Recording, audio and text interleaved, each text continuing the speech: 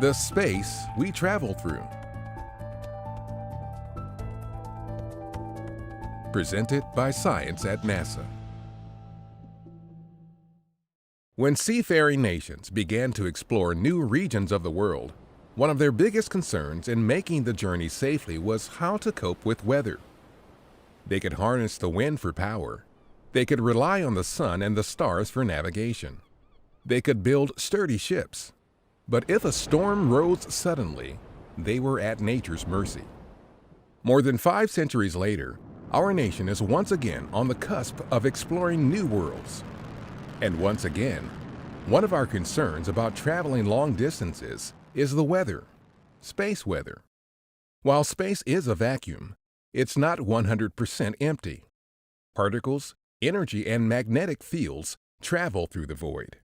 Much of these emanate from the sun's corona, as part of a constant outward flow known as the solar wind, which stretches well beyond the orbit of Neptune. There are also high-energy particles or cosmic rays in the mix, which travel vast distances from dying stars or supernovae. Earth's magnetic field and relatively thick atmosphere act as a shield against the most harmful forms of this radiation, but in space, there is no such deterrent. If we want to travel through this space, we need ways to protect our astronauts. These particles can affect our technology, tripping onboard electronics. Dr. Yari Calatavega, space weather scientist at NASA's Goddard Space Flight Center, notes, "We are working hard to forecast when these particles will be at their peak, such as during solar flares or coronal mass ejections."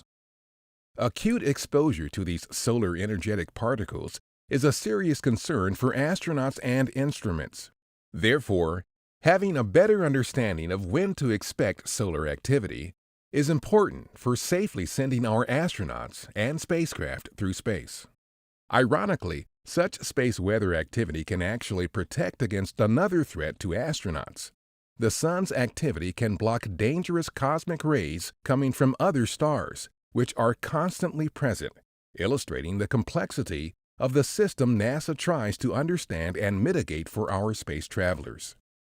Over time, sea captains learned when to sail their ships and when to stay in harbor, based on their accumulated knowledge of the weather.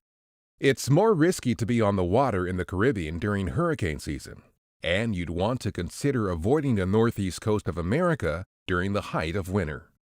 Dr. Calatavega says, "It's very similar to what we're doing today. We're constantly developing and testing new models to predict space weather, and we're constantly seeking new data to refine those models."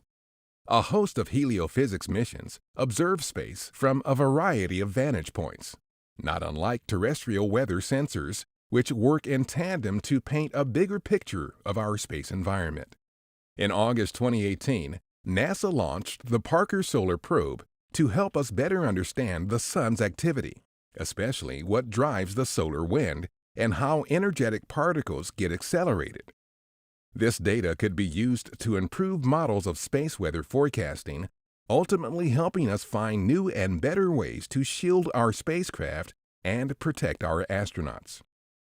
Whether it was the oceans ancient ships traveled through, or the space we will one day travel through, we know this: keeping a watchful eye on the environment around us is key to ensuring safe passage. For more information about what matters in space, visit science.nasa.gov.